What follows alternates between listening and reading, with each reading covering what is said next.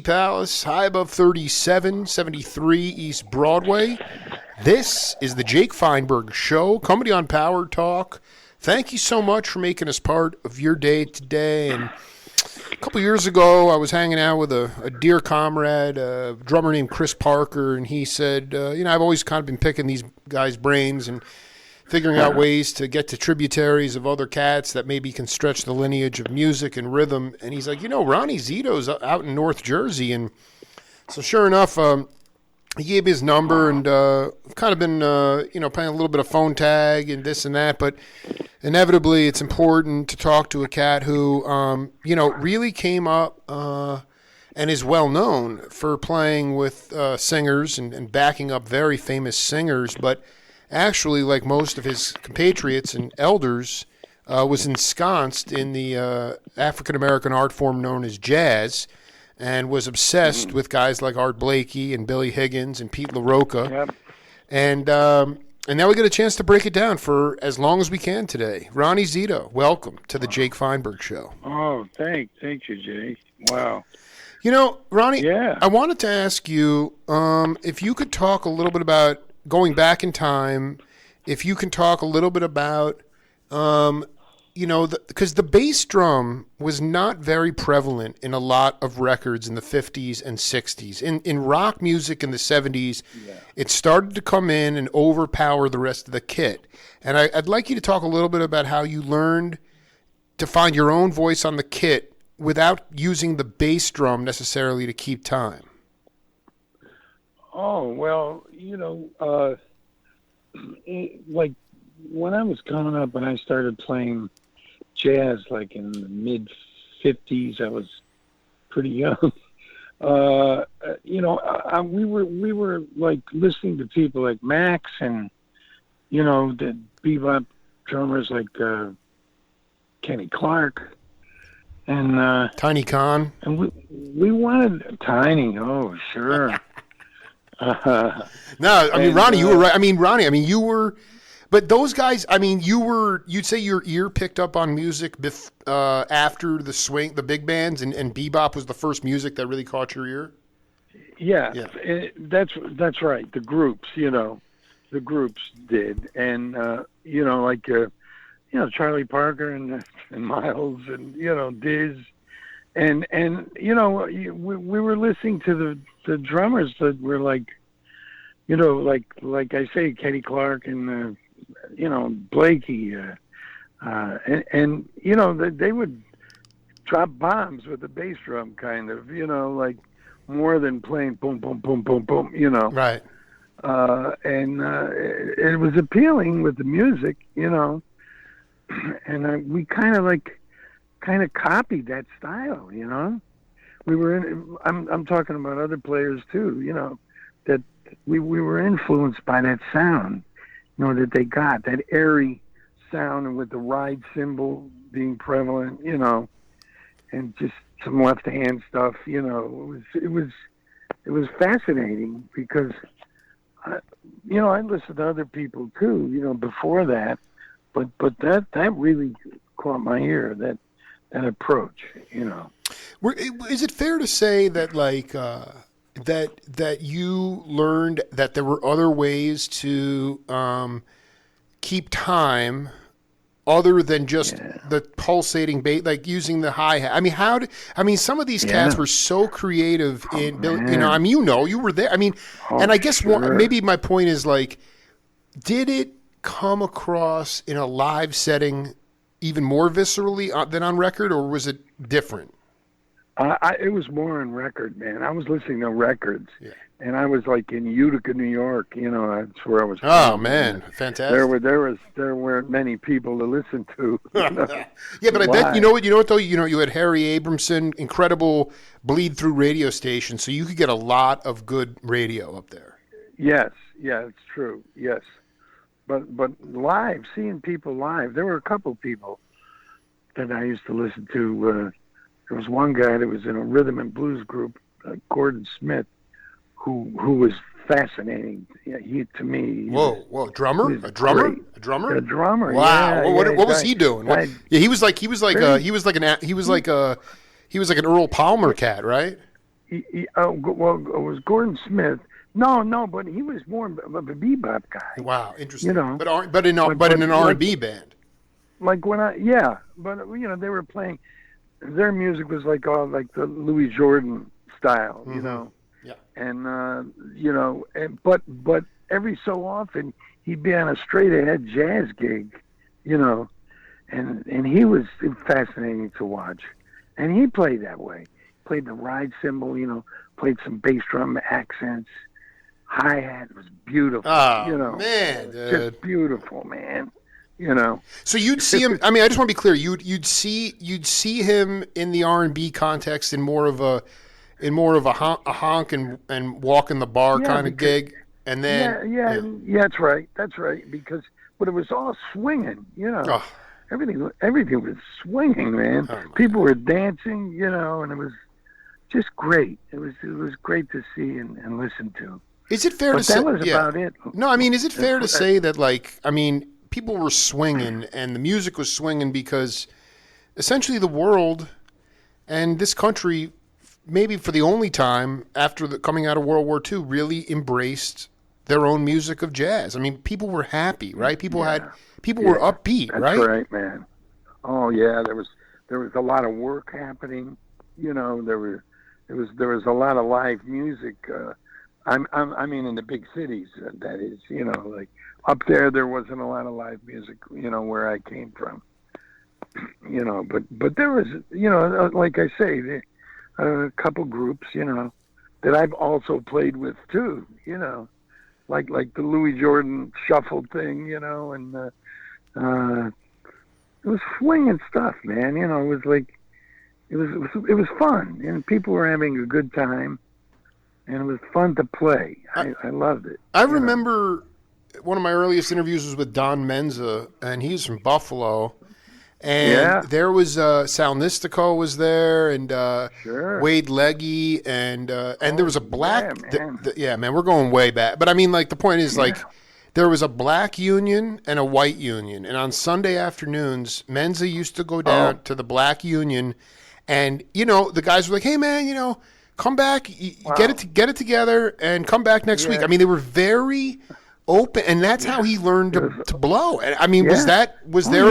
that what it was in Utica too? Yeah, because there was like a lot of the music, like there was a black club and a black section that we used to go to when we were kids. We were like 16, and we were very welcomed. It was like, and we were like the young, couple. I'd go with a I couple love other this. musicians. Wait, you need. And- What was the and it wait? There was a like- black section of Utica. You're telling me. Yeah, I love but I talk. mean, So like- you and your like friends. I'd love. Please break this down. it's hard to explain. It was like there was just some projects, they had some projects, buildings, and there were a few places. A place called Wayne and Jeans.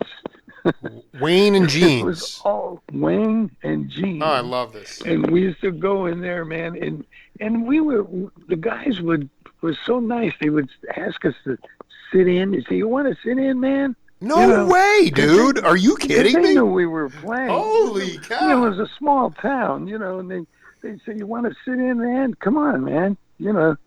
And I'd be like nervous as hell, but I would dying to play, And those were great times, When you look Really. back on it, there were very, very prolific chitlin circuits. I mean, did cats? I know Ron Carter when he was at Eastman. Yeah. He went on. I knew Ron up in Easton. Yeah, he went on the road with a gospel group. Nobody even know on the chitlin circuit. I mean, it was. Yeah. Were there some luminary cats like Jackie Byard or Thelonious would come? Were there any cats that came through the black projects of Utica? Well, they did come through at one point. I was too young then. I was like when I was like 12. My brother was older and he was a piano player. And Wow. there were a couple clubs. I forget the name of the club, but people would come, like Howard McGee Oh, would come my through. God. Percy was in the band. Oh, dude. Yeah, no- Arthur Taylor. I just heard about this because I was too young to go out. Okay, so that was really before you were too young. Yeah, I wasn't into much at 12, Well, no, but that's still ridiculous I mean, Opus Dei, that Howard McGee group, man, was ridiculous. Oh yeah, man. I mean, that's what I hear. And the people that were in the band were Arthur Taylor, Percy Heath, and no one, they weren't names then, but of course they did become names, but that was great music, I mean, Anyhow, so when was did you start to go on, did you, I mean, I know that,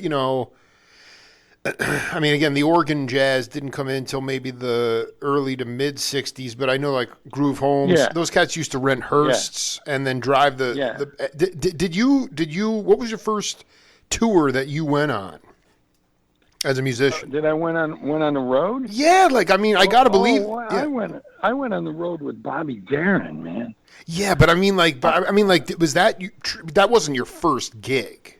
No, my first gigs were with like a group that was like a Louis Jordan type group, right? Where we would go to Rochester and do a weekend gig there, and in Albany, New York, and that was like, but it wasn't like really, we drive there and we drive home, so it wasn't like we were on the road, And I dig. Like, well, were you going to the Pithod Club? Were you going to the Pithod Club? What was it called? In Rochester. The Pithod. The Pithod. Yeah.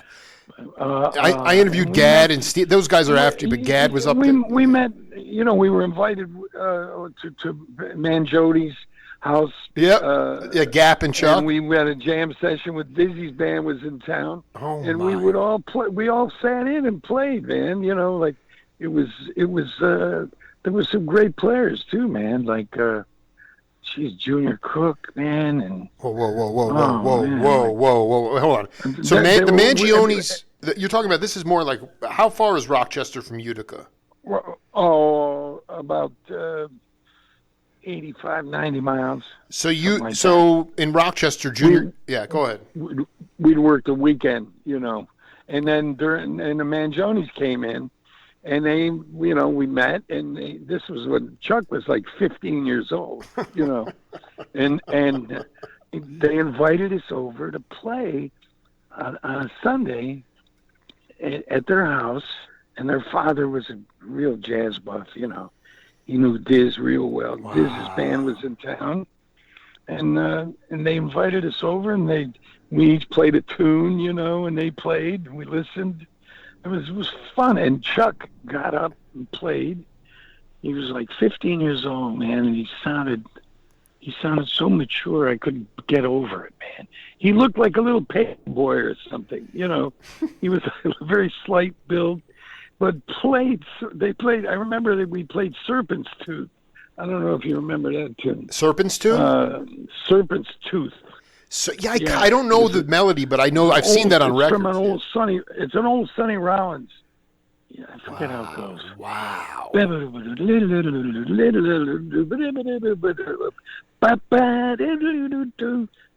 kind of thing. Sure. I can't sing it. No, I was going to go back to this for a minute. My fourth book is about to come out, and one of my interviews with Jimmy Heath is in it, and he said that. He said the first small combo I was in with was Howard McGee and his sextet. We went to Paris in 48 when Coleman. Wow. Listen to this though. Coleman Hawkins. Geez, I bet you that was the band. I know. No, listen to this band. Listen to this band. In the sextet were my brother Percy on bass, like you said. Specs Wright on drums. Vernon Biddle on piano, and Jesse Powell on tenor. I mean, oh my God. I mean, how ridiculous is that, dude? I mean, truly, I mean, I really feel like part of the issue, I mean, again, for me, there's a lot, the only way you can make money as a musician today, Ronnie, is by being a road dog, okay? You can't, there's no studio scene, there's no intellectual property rights. So I walk out of concerts, if I come in feeling dis-ease, I can walk out completely healed based if they're my friends and the vibration is very strong and I'm right up in front of the stage. Can you talk honestly about when you had your mind blown by these geniuses? Like, It was about like when you would drive home. I mean, was it just about introspection? It wasn't like you guys were like. Yeah. I mean, it must have. What did that music have? What did that impact have on you psycho spiritually? I mean, you're still with us, Ronnie. You're still okay. You know. You know. Yeah, I when you heard that music, the feeling you got from it, was like, geez, man, I don't know, man. It was like a new feeling in my body.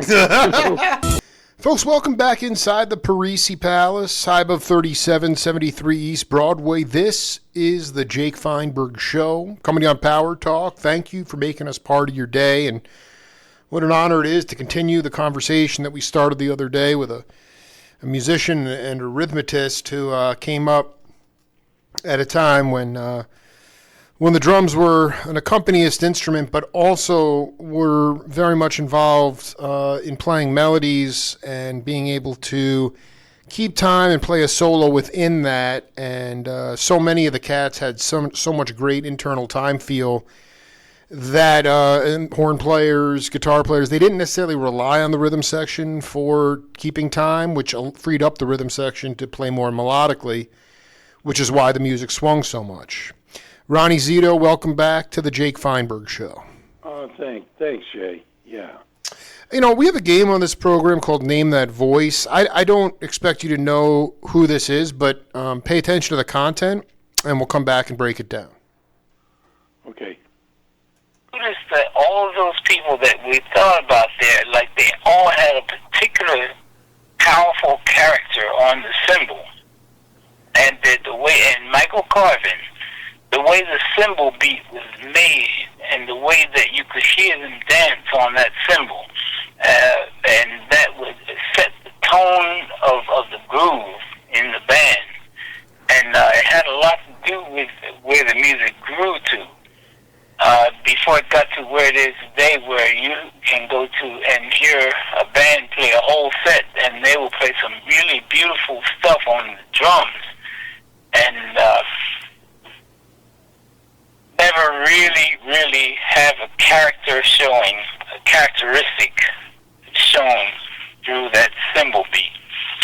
And that's an important part of our set, too, because that set of drums that they're playing represents all of the sounds of the African drum choir when it was created. You want to take a guess at who that is? Wow. Oh, man. Probably a guy I'm betting that you probably wound up playing. That was my interview. Go ahead. Who was it? That was my interview from 2016 with Reggie Workman.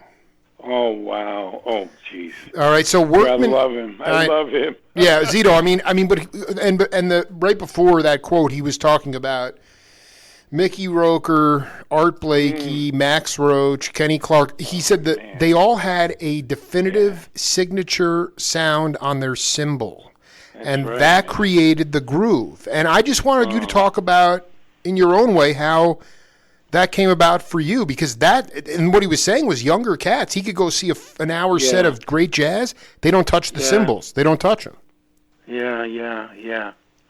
Oh, man, I don't know. The cymbal was like, I don't know, when I was coming up, I was really fixated, when I was listening to records and things on the cymbal beat, that was prominent, and especially the way, Rudy Van Gelder recorded, I mean, it was just there, and that was like predominantly what I heard, and it's just. Then I used to play with my older brother, Tori, who was a writer and a piano player.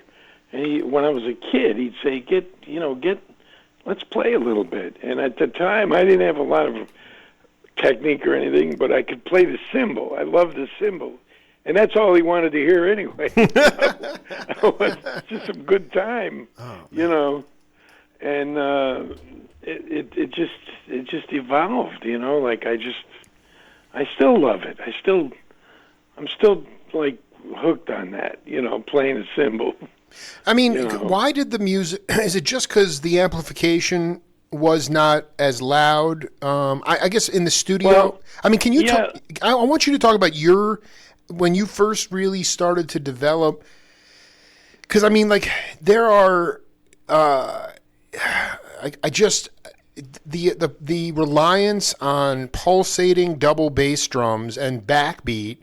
I mean, Jackie Yeah. McLean, I mean, I don't know if this ever happened to you, but Lenny White was like 13 years old and his dad took him to play with Jackie McLean. Yeah. And Jackie turned around and he started yelling at Lenny, no backbeat, no backbeat. He didn't want to get locked because he didn't want to get locked in. And today all we are is locked in. The groove is locked in. It's not, it's not round. Like, how can you explain, or how did you develop that round, flow, like playing through time? Well, I would actually, it comes from listening to the soloist, man. Mm-hmm. If you're listening to the soloist, it's like you're listening. You want to give him room, You want to give him room to play what he has to play, or what he wants to play, and you just it's kind of like it's accompaniment, as you say. It's what you're doing. You're accompanying what you're hearing. You're playing to what you're hearing. It's not like, if you sit down and play and you're by yourself and you play ding, ding, a ding, it's going to be different, man. I know it's going to be different. I'm going to play ding, ding, ding, ding behind a soloist, Totally. It'll be different, It will be like, kind of like, there's an absence, I mean, I have to hear music. It all comes from music too, It's not only, playing a surface like a cymbal, playing on a surface like a cymbal. It's the music, man, that brings you there. That's anyway. That's the way I heard it, and I still hear it that way, man. Yeah, well, I do. I mean, like, I just wonder about when you first got into the recording studios. How much freedom? How much freedom did you have? I mean, because I've seen you on like really weird. I mean, you were doing like suds and duds and commercials, jingles, and then all kinds of stuff. I mean, Weird but I mean, stuff. like, how much creative control did you have behind the kit? Like, or what was, and how often were you able to sort of keep time the way you wanted to? Because there were no machines. No, it's true. And well, I think that when I was really busy in the studios, the first thing was to you run it down and listen to the music. You listen to the music, and then you decide what you think with your taste would fit. With the music, however weird the music was, or commercial it was. Yeah. You would say, well, I mean, what's like what would fit? What would really go with this? And like you play what you think. Then if a producer has an idea, he could throw in his 2 cents, and you could apply that, and there's a lot. It has a lot to do with keeping an open mind. You know what I mean? Well, I mean, that's like when we first, like, I did a couple jingles with Louis Armstrong and Ella Fitzgerald. Oh, right? my God! Well, Are you kidding me? I knew what. No. I knew what that was going to be. When they came in, it was like, oh man, I know just what to play. Right. For Ella, we were doing a like Chrysler Plymouth, I think, a commercial, and it was one of those boom boom, ding ding ding ding ding ding, boom boom, and then it was Chrysler Plymouth, ding ding ding ding, that kind of thing, just swing, and she was swinging, she was swinging, and Louis was swinging, you know. So there was no doubt in that case, but it wasn't always like that. Well, let me ask you, was that? I mean, because that's also. I mean, was everybody in the same room hitting at the same time? Oh yeah. See, that's the magic right there. Yeah. She was in the room, the same room. Were there baffles, or was it just like band? Yeah. Pardon me? Were there? I mean, was there any baffles? Was there any gobo? No, she was not in a booth. I know that. She was not in a She booth. might have had a baffle. Okay. She might have had a Maybe were you in a baffles. drum booth or no? No. Oh no, my I was God! Wait, in the room. what studio was this? This is awesome. It was National Studio, man. It was a good studio. It's no longer there. Was it called Natural You know. Studio? What was it called? National 46th Street. National On yeah. 36th or what? What was the 46? Wow. It was in the Hotel Edison Hotel on 48th Street. It was upstairs. Oh, that is so on the second floor. I remember I used to lug my cymbal bag up there, you know, and it was there, man. There was a lot of good dates that came out of that studio. I mean, just the idea that you had these two like legends of jazz, Yeah, essentially, like doing a corporate commercial. It's like anathema. Yeah. I mean, it's that. Oh, yeah. I mean, what was it like, Ronnie? I mean, in the sense that you were obsessed. You were obsessed with this term or this music of jazz, and it was the popular music of the day. It must. Yeah. What was that feeling like? I mean, well, no. When we did this, it was. Well, let's see. We did this in the 70s. Yeah, it was it was fading. Okay, I thought because I mean, like I've done a bunch of interviews with Mike Mainieri, and he was 14, and he got into the studios. He was. I think he was on the Paul Whiteman show. I mean, like you're telling me that Radio Registry just called you and was like, "Yeah, we got this jingle," and you showed up and well, no, but at the time I had already been with Woody Herman's band for 2 years. You know, I had some sort of a reputation, you know, and I was already busy doing studio work. So, you know, the people that called me were the writer, the people that wrote the music I was working for, you know. Like the writers, the arrangers. The arranger was Steve Carmen, and then I got a call. You know, he would call me every week. I worked for him every week practically. You know, things were real busy then, man. Right? No, and that's everybody was that's busy. That's why I said it was still incredibly popular music, just because the musicians were so in demand. It was incredible. Oh yeah, you man, know, everything was live. You know, it was incredible, you know. And everyone was working. Well, I wanted to ask you about. I mean, at least from your point of view. I mean, like, you know, if you worked with Sebesky or cats like that, you know, like how much, you know, how much of the onus was on? Well, I already know the answer, but I'm just saying, can you talk a little bit about how much went into pre-production? Because, you know, what happens is like. Now, my generation and younger, we perseverate with all this technology, and everything goes into post-production. So by the time the record comes out, it sounds there's so many layers on it. I don't care how good the lyrics are, how good somebody's voice is, or how good the groove is. It's totally synthetic. I can't feel anything because it's all in the post-production. With you guys, it was. True. With you guys, it was pre-production and then hit the record, and then it was done. That's right. That's right. That's right, man. And then they just mix it. That's right. You know? I mean, can you? I mean, like what was like? I mean, was like when you would go in and do a Sebesky session? Was like would they lay the rhythm tracks first, or was everybody hitting at the same time? Sometimes, yeah. Sometimes they would do the rhythm first and bring in horns, you know. But most of the time. 80% of the time, we were all together. I might be in a booth, you know, a drum booth, right? But it was we were all in the same room, you know.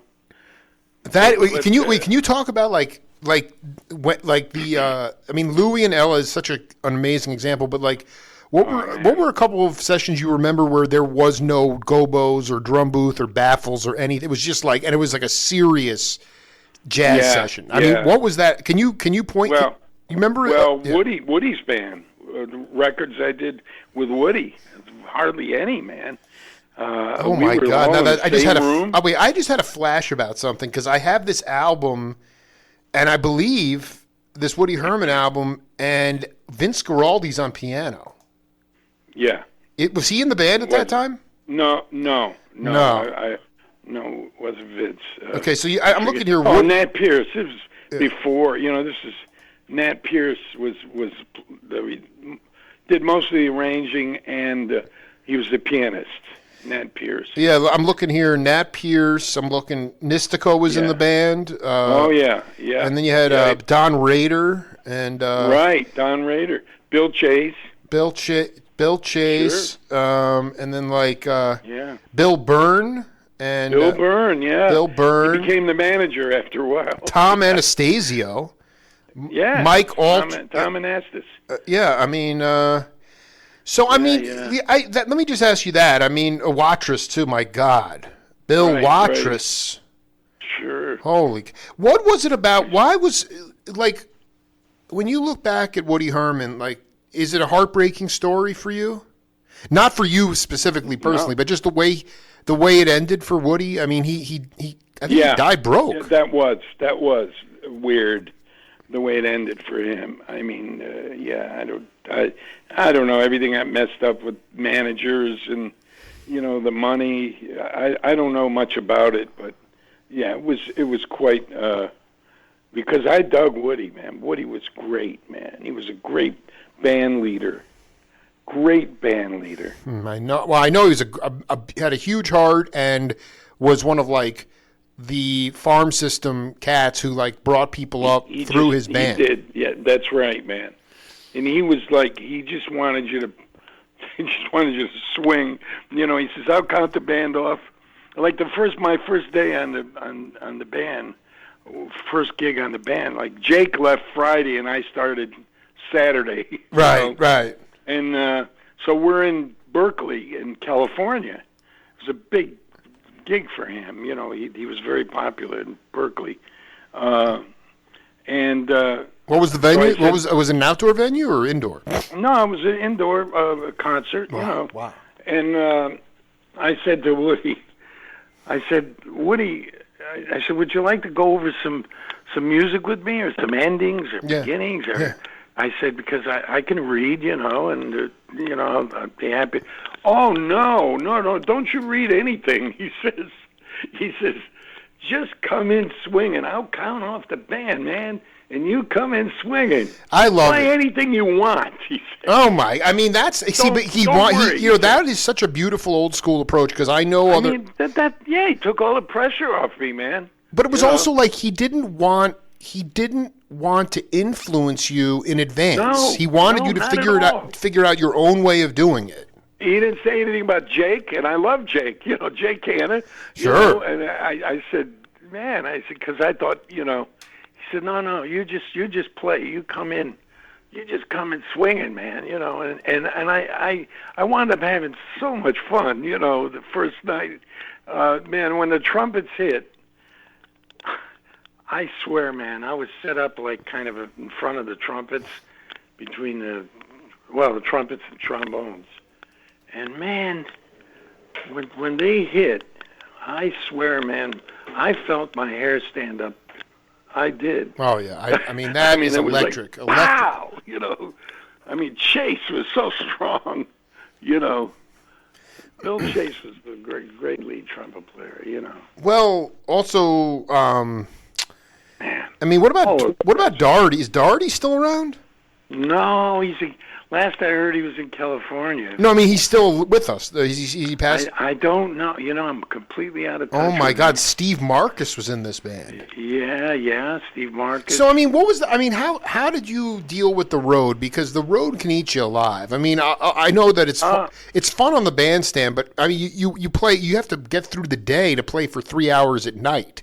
And it's a lot. It can eat you up. I mean, well, it was weird because sometimes we'd pull in late, man, and we'd have an early gig, like a concert in a school, at 11:30 or 12 o'clock, and we'd pull in at 4 in the morning or 5 in the morning, check in, and then try to sleep a little bit, and then get to the gig, get downstairs on the bus and get to the gig and hit it, playing Caledonia. It was like, it was insane. Did you find, like, I mean, with hindsight, as a marker, I mean, like, were there just days just because you wouldn't sleep well, or you were haggard, but then the music was so healing that you just somehow you not only you made it through, but you were just like swinging, even though you didn't even know how you were doing it. Well, we were, first of all, we were younger. Yep. Absolutely. And the music, if it was feeling real good, it would excite you to play. You were just happy doing what you were doing. You would overcome fatigue and all that. Well, there couldn't be any fatigue in that band because it was so exciting, and we were playing very fast tunes that were fast. Apple Honey, Caledonia, real fast, man, way faster than the original recordings. My God, everything got very fast. Woody liked a lot of excitement, and Chase would like jump on it, playing lead, So it would you were almost like forced to play, but in a good way, if you could do it, it was like wow, I remember my first the feeling like where I could play any tempo, it was with Woody. I broke through somehow. My right hand, I felt, wow, I can move my right hand as fast as I want. Wow.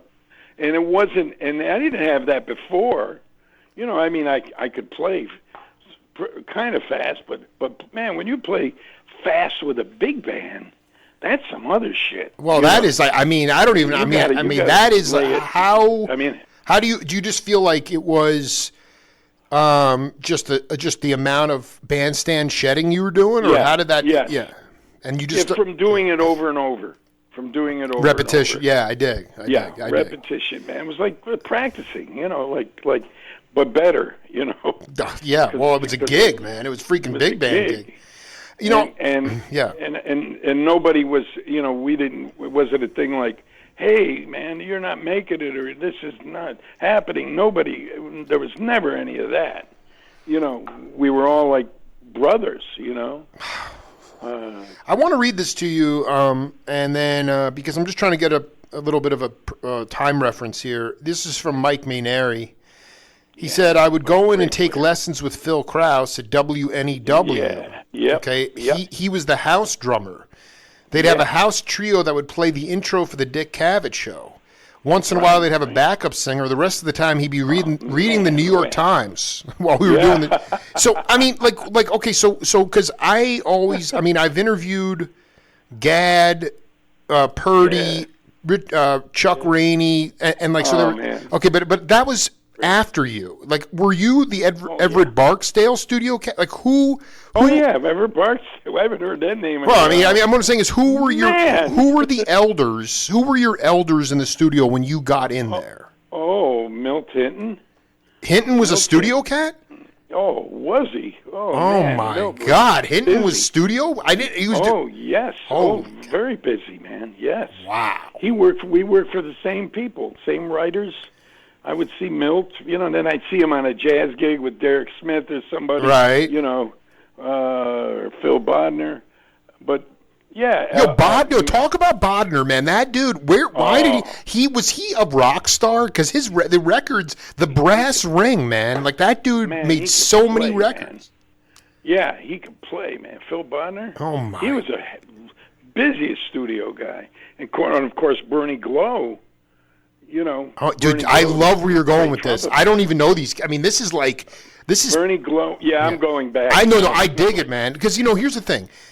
I'm trying to get this. I know Shelley Mann was in the Navy, and guys like Coleman Hawkins. Now this is in the 40s, and Coleman Hawkins and those guys were like, they helped him stay straight and not get hooked on junk, and they came. Wow. And then his Wow. I wife, didn't know that. yeah, his I didn't know wife that. was a Rockette, in Radio Yeah, City. So, yeah. and then they moved to yeah. California. But I mean, when you did you come in and were you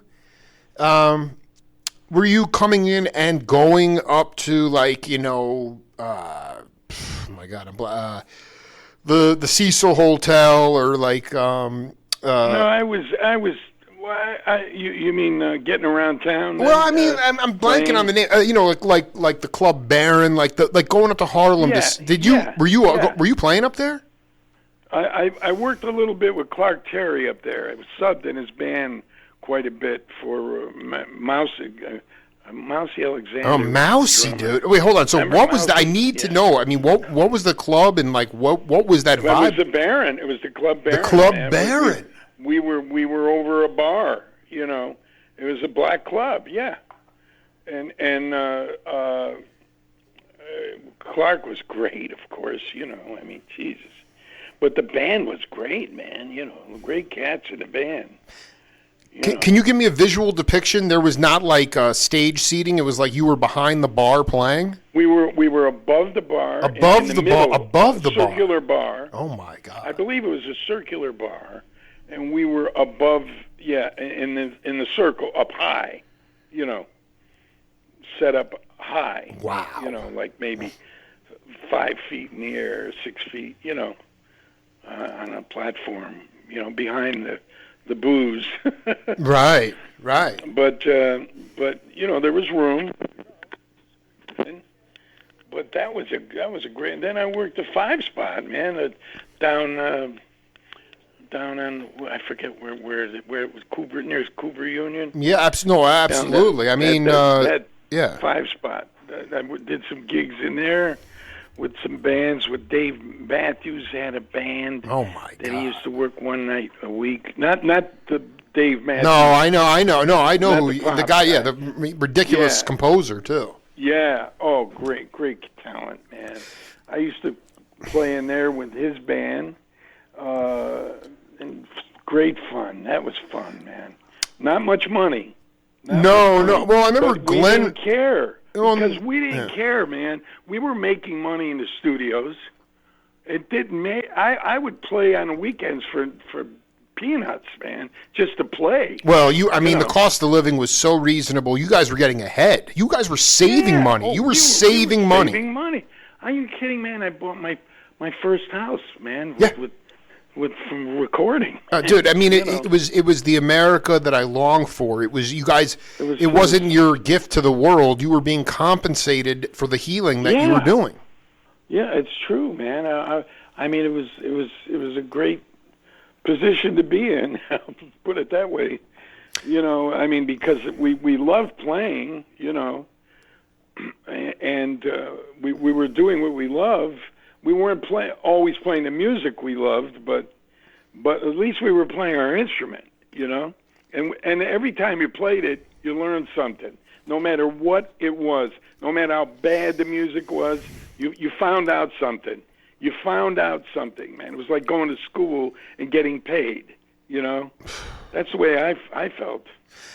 I want to talk. I want to ask you about the reality of what you witnessed as it relates to, because you were a studio cat and you obviously you would play tons of live gigs, but it wasn't like you were. I mean, you did your road dogging too, but this idea of the jazz lifestyle. I mean, my a friend, a guy I've done several interviews with, Denny Sywell.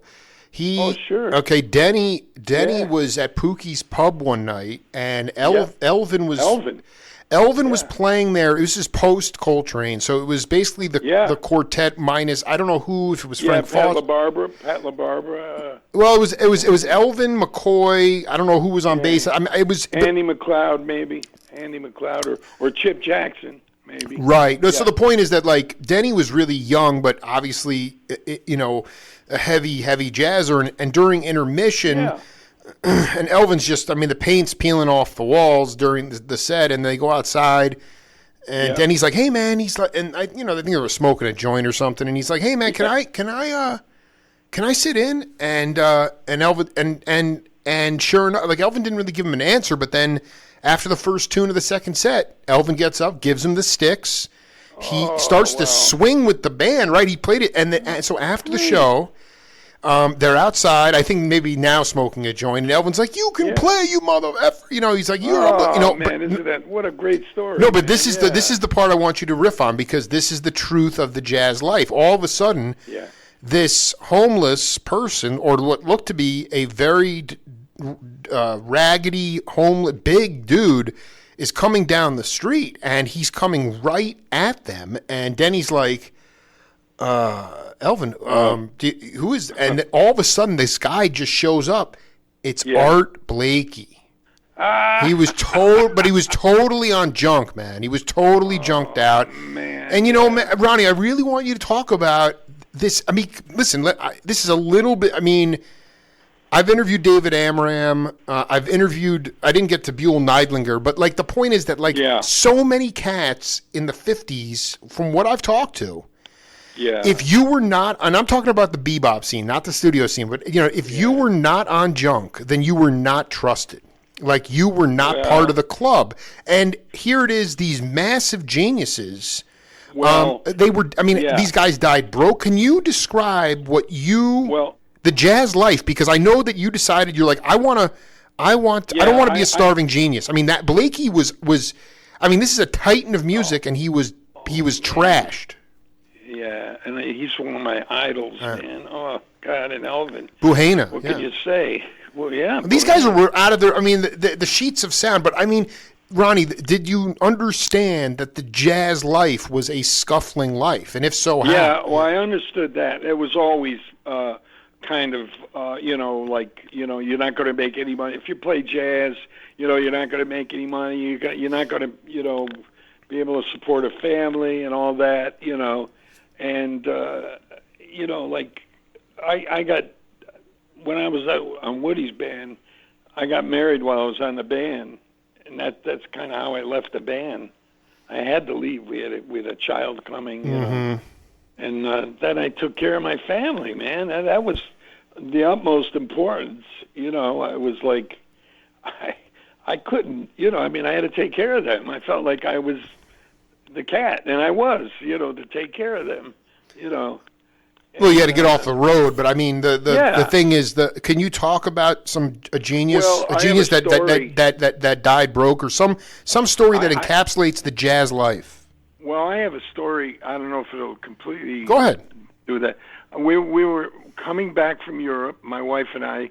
She'd come with me. We were on a tour in Europe with Woody. Yeah, and Coltrane's the quartet was on the same bill with us, so we were playing. So hip, it's like a small band and a big band. And then Coltrane's band would come on. God. And I sit in the audience like with my mouth open. Was it the famous quartet with Elvin and those? Oh yeah, man. Elvin, McCoy, and Jimmy Garrison. God. And so get this, we get on the plane, and we had been sharing bus rides in Europe with them, Sure. But I never really talked to them much, They were kind of like, they would go ahead of us sometimes in a car or once in a while, Anyway. What year was this? What year was this? 64? Oh, this is, I'd say 60, 65, 66. Wow. Yeah. Okay. So we get on a plane, my wife and I, and who am I sitting next to, man? But John Coltrane. Oh my God! Oh my God! United States, Train, baby. Right? That's so cool. So I'm sitting next to him, and I'm like, I don't know what to say, So I just, kind of say, he knew I was a drummer in Woody's band. He says, I said, oh man, your band is just wonderful, and love your music, And I said, so we started talking about drugs a little bit. I don't know how it came up. I came up with it because I felt like sometimes if I was a little high, I'd play a little differently. Sure. and I'd hear things differently. And I brought it up to him. I said, Yeah, right. Yeah. Do you think that like getting high? I mean, do you hear something different? He said, no, man. He says, look. He says, and he was in great shape then. Right. He got himself together.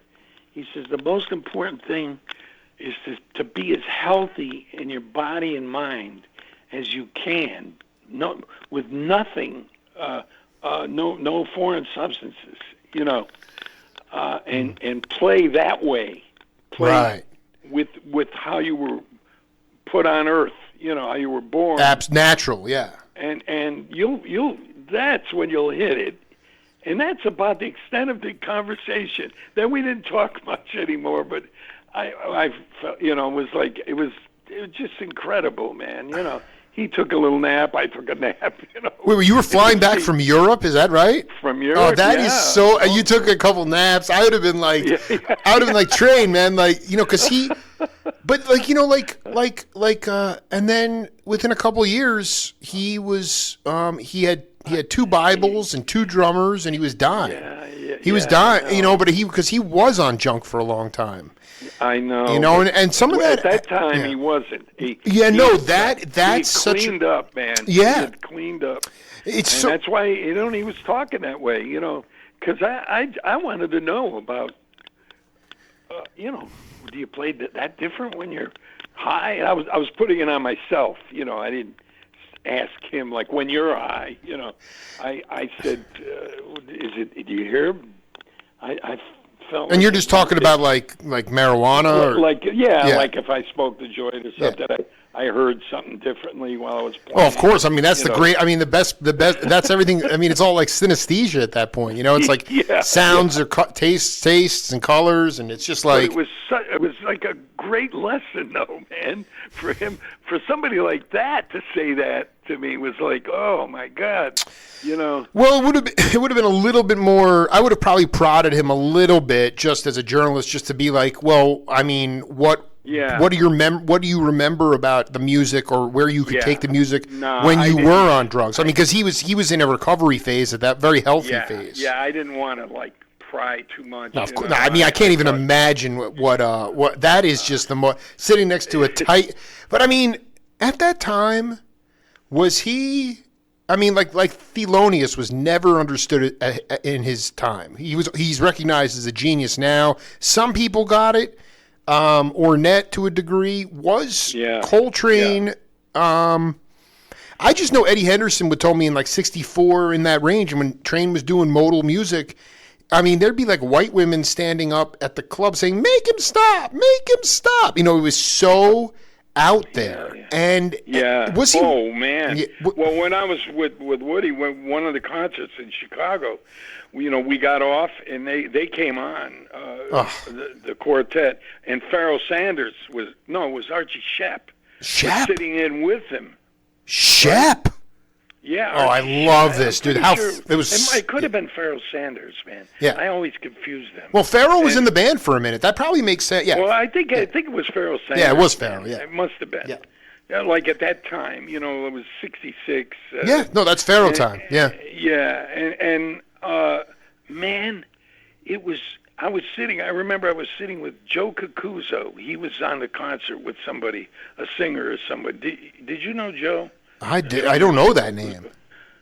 Well, he's gone now, but great drummer. He was with Tony Bennett a long time. Oh my God! Jesus. So anyway, we were sitting together, and we're listening to Train, and we couldn't believe how much energy was being expended. And how much energy they were expending, and it was like. We were going, when are they going to stop? Oh, my God. When are they going to stop? And Coltrane and Pharoah Sanders, they were screaming, man. It got to the point where it was crazy. It was just insane. Oh, I love this stuff. Wait, hold on. It was insane, man. But at the same time, it was like I couldn't. I loved it, the insanity. But I loved the playing. The playing was was Alvin was like ridiculous. I mean, it was. I couldn't believe what I was hearing, and Joe felt the same way. We were looking at each other and going, "What? What the fuck?" This is why. I would have had. That is what Mongo Santa Maria would describe as descarga, which is a spiritual discharge. And definitely. Ridiculous amounts of healing. Yeah. Would you say that it was like when you go to? Before the coronavirus, if you would go to a jazz concert, we sit there, we've learned to clap even if we don't like the tune. Yeah. The energy of that night in Chicago, that's what you don't see that anymore in jazz in a concert, right? Because you don't want to offend the audience or something. It's it was like and it was outside during the day. Oh my It was outside. God! We were playing in a shell of some kind, Band shell, yeah. And man, it was it was stupefying, man. I just was like, I was almost like shaking, from the music, Were you? You're, correct me, Italian American from upstate New York, and three generations, yeah. Would you feel like in that insanity of sound that they were they really expressing, especially because Train was really straight at that point, was he really expressing some inner cry for justice, peace? Oh, absolutely. It was social justice related. movement. Okay, explain that. Oh, yeah, absolutely, man. Because I'm just, from my generation, I know that I just want you to explain the best you can, because it was everything. It was frustration was coming out. Mm-hmm. Everything was coming out, man. It was like a confession, man. Oh, I love it. It was so emotional. I can't explain it, No. It was beyond music. It went beyond music at that point. It was like, but it was done with instruments and notes, and sound, I should say. Interstellar space. Yeah. It was like space. It was, man. It was like. Oh my God. I can't believe it. Talking about it shakes me up. I'm glad. You know what? I'm glad. I freaking love, because DeJohnette, when I interviewed him, he talked about one night, club on the south side of Chicago. This is like early 60s, and they played 3 sets. The third set, before the third set, Elvin got arrested, and then DeJohnette. And so DeJohnette was young. He was not even a player, and the club owner knew him. And so the club owner said, "Hey, this cat can play." And he said that Train didn't say anything. He didn't say yes. He didn't say no. He turned around. Basically, that was an acknowledgement. Okay, let's see what happens. Yeah. And he said by the end of the set, it was like a sanctified church in there. It was like holy roll. It was like you get higher and higher and higher. Natural high. Yeah. I think so. I think that's it, man. That's a good description. Church is on the bandstand. That's what Ted Dunbar used to say. Church is on the bandstand. Yeah, man. That's it. I got another name. I got another name. I got another name that voice for you, though. All right. I think you might get this one. I want you to take a listen to this, and we'll come back. All right. Okay. I would read in books about how Kenny Clark was the first drummer to quit playing 4 on the floor and to use it as like he would his left hand to play non-repetitive comping figures. And I say, okay, I'm going to check that out. I could never really figure out what he was doing until I met Ed Thigpen, who was a great jazz drummer. And Ed and I became good friends. And very, very honored by that. And he had seen Kenny Clark live, and and one day we were talking, and he said, I don't know how it came up. He says, one thing that really, really makes me angry. I said, what's that? He says, these guys who write these jazz history books and come out with these ridiculous statements. And he says, the one that kills me is that Kenny Clark revolutionized jazz drumming because he quit playing the bass drum on all 4 beats. And Ed said, that is absolutely false. He said he played soft 4 on the floor and accented within that. Same way Max Roach did, same way Blakey did. So there was a great misconception that all of a sudden everybody thought, oh, wow, man, everybody's done with 4 on the floor. I've got some recordings of Tony Williams with Miles. Or if you've got a good amplifier and can switch channels on it, you can hear him playing soft 4 on the bass drum. I've heard Elvin play soft 4 on the bass drum. So, I mean, that is the kind of BS that distracts people from really listening to and thinking deeply about the music.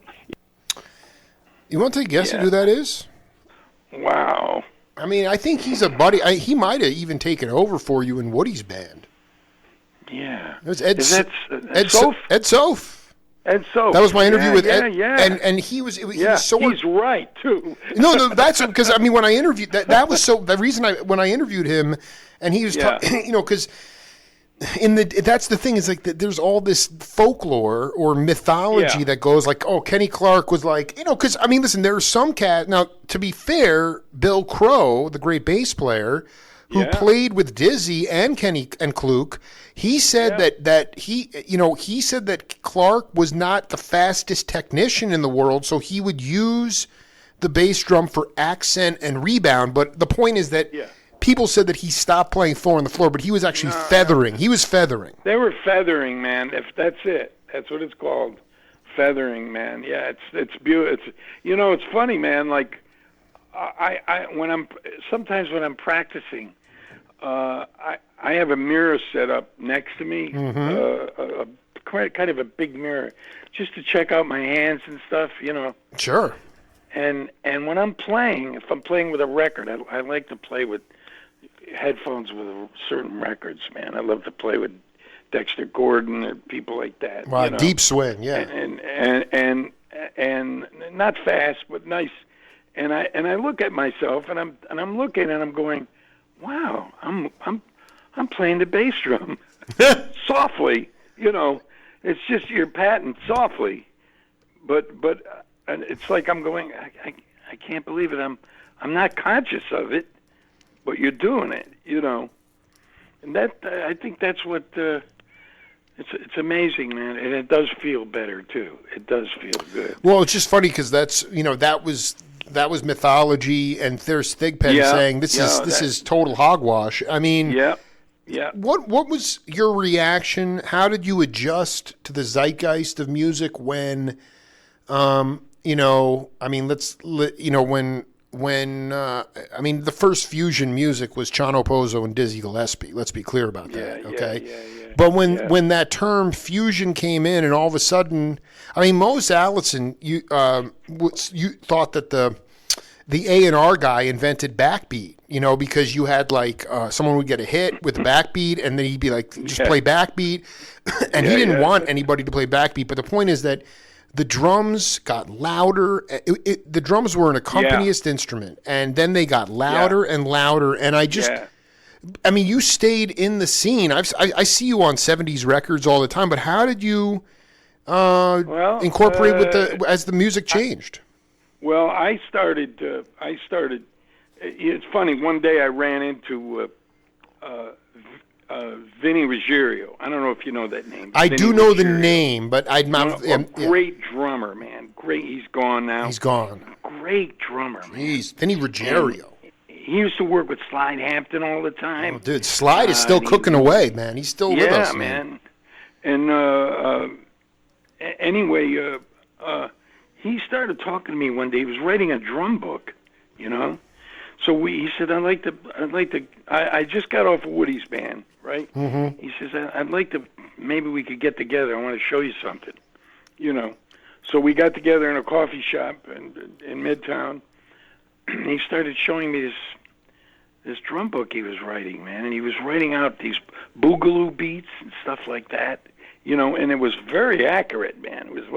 It was beautifully written, and they were just loose sheets. It wasn't even a book yet, And I don't even know if the book ever came out, but anyway, then we started talking about records that we were hearing, like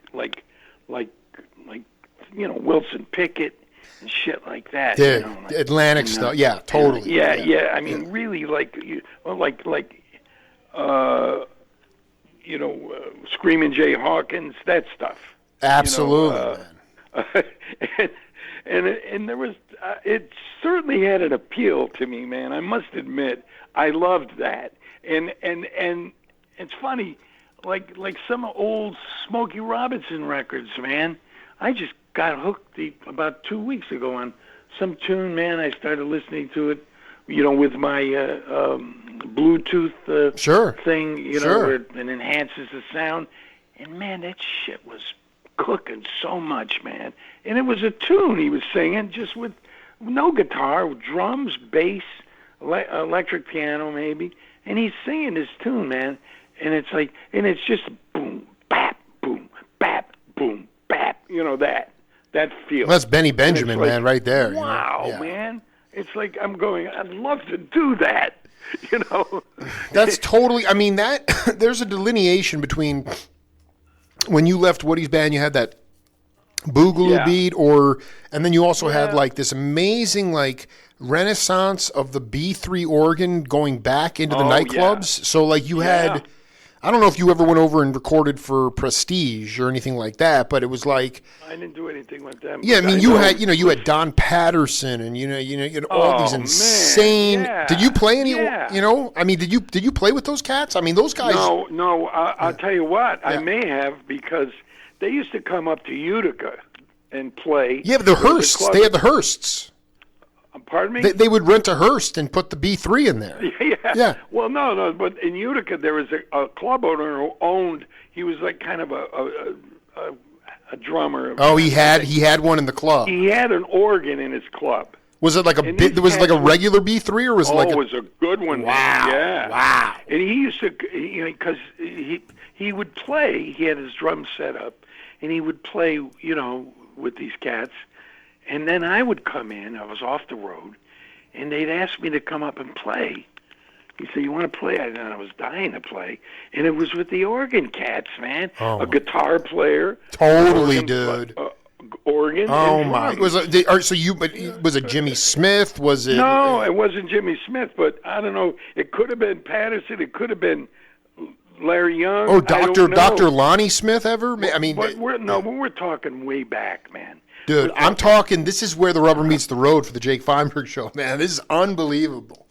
I mean, but I used to sit and play with them most of the night because he didn't want to play. The owner, he wasn't really a full-time musician. Let me ask you a question. This is, we can possibly figure it out. Was the cat kicking pedals, or was there an electric bass player? Oh no, no pedals. Pedals. Okay, I mean that is so ridiculous. Or left hand. If he didn't play pedals, they would play left hand, walking bass. Sure, a little combination of both. No, and the sound of the organ. Well, I mean, and what's funny, man? About 6 years ago or 8 years ago, I had a gig. It was my one and only gig, and it started out with me and Lyle Atkinson. I was the leader. Wow. And Ron Afif. I don't know if you know Ron Afif. Great jazz guitar player. Right. And he would come in from New York. My son-in-law was the manager of his restaurant. That's how I got the gig. And I started. We would work one night a week, but then it changed. Lyle had some other stuff to do, the bass player, so I got an organ player. I got what the hell is his name? Great organ player, man. It was me. It was organ and Ron Afif and myself. I went back to playing with the organ. I still love to play with the organ. That is so great, man. Oh, I love it, man. Oh, man. I mean, you could play anything with a good organ player, man. Jeez. Well, I mean, like, wonderful. I'm looking at this album here. I know you're not going to remember it, from '69. It's called Reincarnation by a band called Fat City, and you're on drums. And I am? I'm telling you, man, and Everett Barksdale's on bass. I mean, that's... Oh, wow, man. Was Everett, like, would he play upright bass, or would he play, like... No, I never heard him on upright. It was always electric. It was Yeah. it was always that was the different Always. like when okay, here's the quick He was quiz. a beautiful guy, man. Tell me about him Very nice. because he's been a spirit. I remember Chuck Rainey telling me like a lot of those cats like Everett and those guys moved out to Long Island, right? Yeah. And if the weather, so early on when Chuck first got to New York, and the old, your generation, the older cats were more established. If there was, I worked with Chuck a lot. if there was bad weather, and those cats couldn't take the Long Island Railroad in from Long Island, Chuck Rainey, Richard T, and those guys would get the call because they lived closer. Jump in. Right. Yeah. So Barksdale, I always interested in that kind of pedigree. Like, was he totally self-taught musician? What was he about? I don't know, man. That's a good question. He was very musical. I mean, every time I played with him, it always felt good, and I don't know what his background was, to tell you the truth. Sure. Because we would come in, do a jingle, and run out. Of course, dude. It was I know you were hanging out at Jim and Andy's though. Oh yeah, Jim and Andy's, and also China Song. What's too, that? That was a hangout after Jim and Andy's. Wait, what was it called? China Song? Yeah, it was like China Song. What was it, like a strip club or something? Well, it was a great bar and a great bartender who was very generous, I'd say. And he was a singer, Gene, I forgot his name. Great singer. He sang with bands, and then he just became a bartender. The big bands ended. Oh my God, China Song. And he was all the musicians knew him. He knew all the musicians, man. So that's why everybody kind of gravitated towards that bar. It was on Broadway, around 53rd Street, not far from where the news show, Colbert. The Tonight Show. Oh, yeah. It was on that side of the street. Yeah, it's gone now. In your mind, like, what was that Midtown? You saw the dissolution of that whole thing. I mean, completely, man. 48th Street, man. All the music stores. Oh my God, Manny's Music, Manny. Yeah. Nothing. There's nothing there. Nothing now. It's all gentrified. No music stores. Yeah. It's all gone. I mean, if you could, like, just basically talk about, in your mind, like a seminal moment for you in your life. In this time is so interesting because music in general is seen by corporate. Let's face it. There was a lot of great unions. Corporate America now, the differentiation in pay between the CEO and the workers is larger than it's ever been, and corporate America doesn't really see a musician as a viable profession. It's very, very hard, and even now with the pandemic, for a lot of cats, your generation, a little bit younger, the question really is, will cats be able to actually get back on the bandstand? And I just wonder if you are. Well, the only thing left is I've been doing a Broadway show for 24 years, man. Which and that came to a screeching halt. Oh yeah. Now, what show were you doing? Chicago. How cool is that? Chicago. How cool is that? So you were doing, Yeah, man. We all, 2-3 of us in the band. We used to do a lot of studio work, and that all ended. We all jumped into whatever we could get, and we got this show. It's a 13-piece band, and we're on stage, which is good. We're not stuck in a pit, Right. So I've been doing that for 24 years, man. Who was the trio that when you got? Well, the other two guys that did what I did. That's how I should put it. They're, in other words, it was Jay Berliner, the guitar player, right, who was very busy in New York, one of the busiest, and Dave Bargeron, who used to be in Dude, Dave is a dear friend. I interviewed him a couple years ago. Okay. Dude, that guy was in the. Dave. That guy was in. That's how insane music viability as a profession was that the Tonight Show band had a gig at a bar during the week. Ed Shaughnessy, Bill Takis. That's where Bergeron got his start. Yeah. You know? Yeah. So wait, is Jay Berliner, is he still around? Yeah. Oh, yeah. Dude, yeah. can you hook me up with him? We're waiting to go back. Can you hook me up with him? I need to talk to that guy immediately, dude. Oh, Jay? Yeah, I got to interview. Oh, you'd like to talk to I him. would, Yeah. dude. Zito, man, I cannot. Berliner is one of the. So I mean, that's. Can you? Is there anything? Let's just say, like, is there anything that you? What is the thing that you like are most looking forward to musically, if and when we can actually come out of this thing? Did you take? I'm not saying that you ever took anything for granted. Your generation was very humble. You fought and scrapped and clawed to make a great living for yourselves and your family. Well, but is there anything that is still left for you to that you are craving to do on the bandstand, especially because we had this insane pandemic? I just want to play some music that I just want to play some music that'll get the feeling back in my body right that I had when I felt like I had my shit together.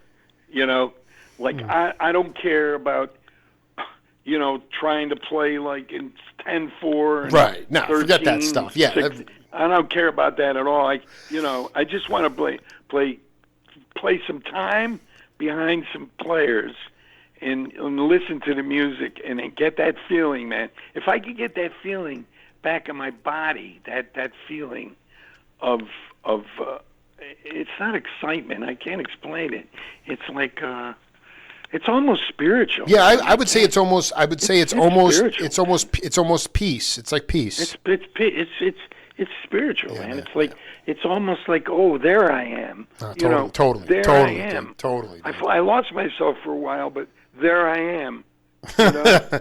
I mean, that is the best. I mean, with the and I can't believe it. Kind of breaks my heart to think about everybody, all the musicians that I love, my peers, and that feeling and what they must feel. Because I know that I've walked into certain shows.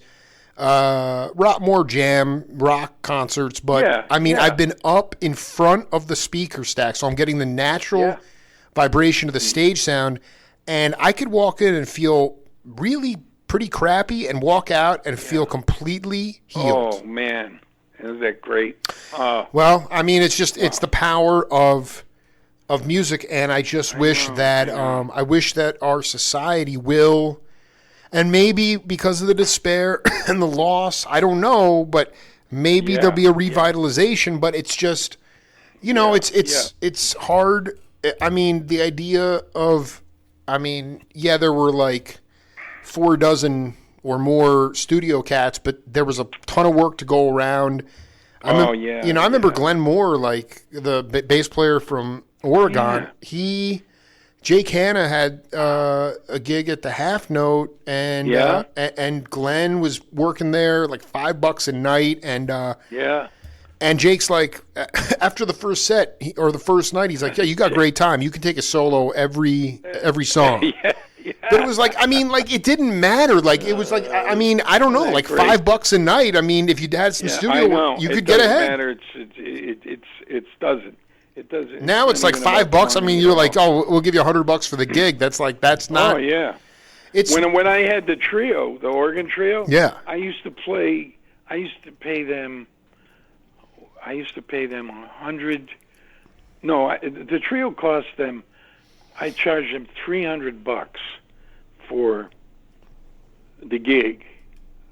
The club. I would charge them for the trio $300, right? Yeah. And I would give them $150 each. $150 each. I mean, that, you know, I mean, I yeah. didn't take any money, man.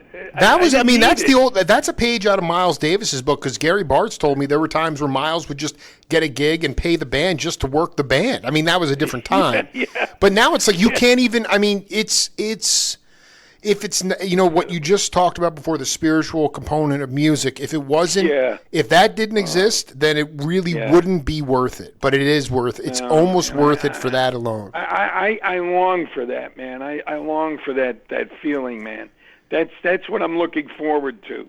You know, Oh, my God. not getting, you know, making a lot of records, getting famous or anything. I'm just looking forward to getting that feeling. Hey, man, while I'm I playing mean, the you drums. and That's rich to me. That's a lot of money for me just to get that feeling. You know. I lot of need payback. no, I mean, I dig it, man. I mean, listen, do you have like do you check, do you have a computer? I want to be able to get this whole interview to you. I'm terrible with my computer. How am I going to get you a copy of this interview though? I'd love to. Yeah. No, it's for leg. I mean, do you have an email? Do you check your email or Yeah. Well, my wife does most of the time. Okay, so my daughter does. Yeah, so I want to let me You want to get the? I want to get the email because then I'll send you a link that you can. I could check this out. Yeah, man. Like this is the. I mean, Love to. yeah. So yeah, hit me. This has been a lot of fun, man. This No, is we'll do great. it again, man. Yeah, this is. I mean, Great hang. great hang, man. Yeah. Yeah. Go ahead. What's your email? So email is stablemates, STABLMATES. Yeah, no E in the middle. No E in the middle. No, STABLMATES. Got it. At optonline.net. OPTonline.net. Yeah. That's it. Stablemates. That was a great Blue Mitchell album. Did you know Dick Burke? Oh, yeah. Yeah, Dick was one of my earliest supporters. I started my show 10 years ago. Him and John Hurd were two of my biggest supporters, and John's still with us, but I mean, Yeah. Dick Burke, man, that dude. Dick, man. I loved him. These guys were salt. I mean, you guys are the last American heroes, man. Man, Dick Burke was like, we used to hang. When I got off of Woody's band, we'd hang out at night and go to Chinatown and eat. I love it. No, because he wound up Billie Holiday's last tour. He wound up at 17 years old, sleeping on her couch, and became her drummer. And she came up to him one day, and she looks him in the face and grabs his cheeks and says, No kidding. She said, "I'm a dead woman." She goes, "But if I ever catch you doing any drugs, I'll kill you myself." Oh, what a story! And, and it's like, I mean, 17, Dick Burke on tour with Billy. I mean, and so his spirit is looking down. He's smiling ear to ear right now wherever he is at. He's swinging, man. Dick was Swinging like all the time. ridiculous, man. All the time. Yep. So Ronnie, Berline, I have to get to all the cats. Who else from your squad is still with us? Because I need to stretch out as much as possible. Let's see. Well, another guy would be Glenn Drews, a trumpet player. Oh my God! Wait, Glenn Drews. Yeah, I need that cat immediately. And let's see, Jay Berliner. Berliner, I need him immediately. Dude. I love that dude. And of course, Bargeron, you already. Bargeron, I got. What about like? Let me think. Anybody else? Okay, and from the Tommy Mottola days. Anybody from that era? Oh man, they're gone, man. I mean, I interviewed. I'm looking at this. Todd Sommer. I don't know him. Ernie Hayes. Ernie Hayes, The keyboardist. Keyboardist. Wow, I haven't heard that name in a while. I don't know if he's still with us, man. Is he? I'm asking. Berliner. I mean, man, I'm 82. No, dude, you're going on 62, man. You're 82 going on 62. What? So I mean, like, is there anybody from that? So Glenn Drews. You might talk to Bruce Bonvasuto. I don't know if you know him. Dude, who are you? Who are these cats? I got to get to these. I don't even know who that is, man. Bruce. Oh, I don't know if he has a lot of it. He's mostly did shows. Right. He didn't have a lot of jazz. He's a good player, though. He could play, Oh, dude, I'm sure he could play. I mean, I'm just like I'm thinking like I interviewed George Young. And wow. Yeah, and that cat. When, recently? Yeah, I'll send you all these interviews. Yeah, they're made. He's in California, is he? Yeah, you're right. He's in California. Totally. Yeah. George, no, I mean like anybody from the upstate New York. I mean, if there's anybody you stay in touch, I just want to make sure that I get. I'm not in touch. I'm not in touch with anyone upstate. My family's all gone up there, and sure. Well, how can I get a hold of Berliner? Well, I could give you his number. Yeah. Man. Yeah. Wait, hang on a minute. Yeah. Yeah.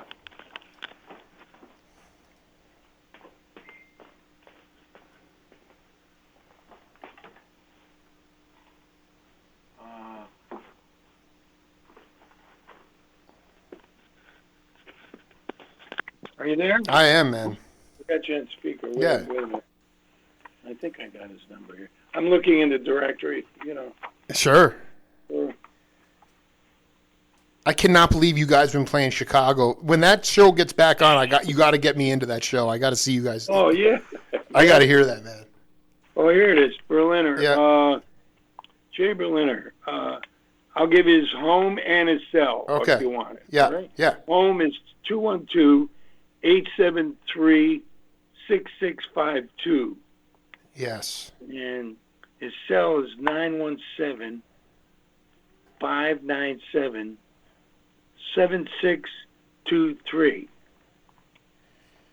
Perfect.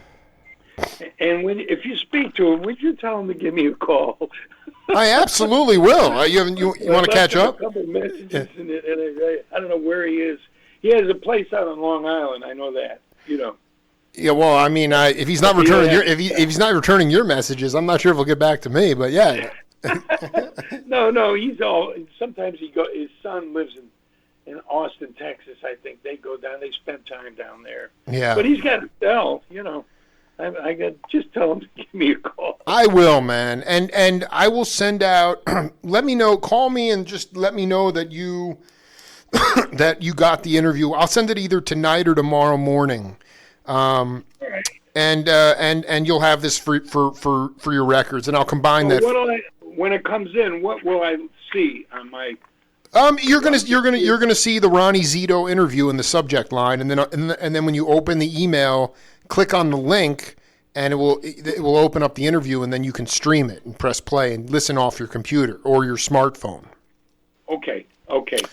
And if you have any issues with it, just let me know. You want Drew's? Yeah. Now this guy, was he a studio cat? Who is this cat? Yeah, he was in the studios towards the tail end. We used to do the Tony Awards show and all that stuff. When did? How do you spell his last name? Drews. And his brother's a good player. I forget his name. He plays with the with the Vanguard band all the time. Sure. Drews was in the Vanguard band. Yeah, hit me. Drews. I'm looking. Oh, here it is. Okay. His home number is 516-626-2212. And his business phone cell, I guess, 516-902-8448. Got it. Yeah. All right. Ronnie, we'll be in touch, man. Maybe we can do another. We'll do another great. installment. Yeah, man. It was a long time coming. Thank you to Chris Parker for hooking it up. Oh, I got to call him. Yeah. Do you have his number? I mean, call Parker immediately, dude. Yeah, he's in the. Because he's the one. He's like Ronnie Zito's. He's another big fan of it. I mean, whatever. You got a real taste of the Jake Feinberg show. So Chris is beautiful. Beautiful cat, man. Player. Yeah. All right. All right, Ronnie. Bless you, brother. I'll get this out to you later. All right. Thanks, man. Take care, bro. All right. Later, man. So- Bye. Wow. Ronnie Zito, a legendary drummer and part of the lexicon of American music. That's it for the Jake Feinberg Show. We will see you later.